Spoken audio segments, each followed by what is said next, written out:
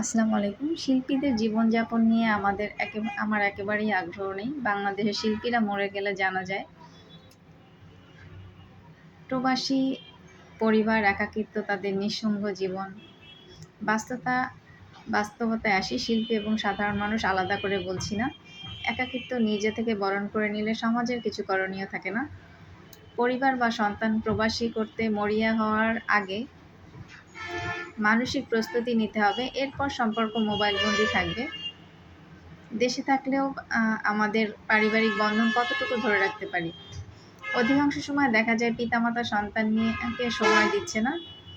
আবার সন্তান বড় হয়ে নিজের জগৎ তৈরি করে নেয়, সেখানে সবার গুরুত্ব থাকে না। আমাদের মধ্যে জেনারেশন গ্যাপ তৈরি হচ্ছে।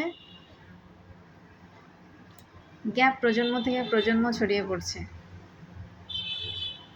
শেষ সময় এসে পারিবারিক শিকড় আঁকড়ে ধরে রাখতে চাইলে সম্ভব হয় না, কারণ শিকড় ততদিনে ছিঁড়ে গেছে।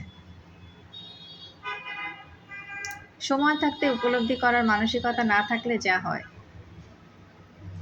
সংবাদ শিরোনাম হতে হয় শেষ জীবনে নিঃসঙ্গ কাটিয়ে গেলেন। কেন? এই উত্তর কেউ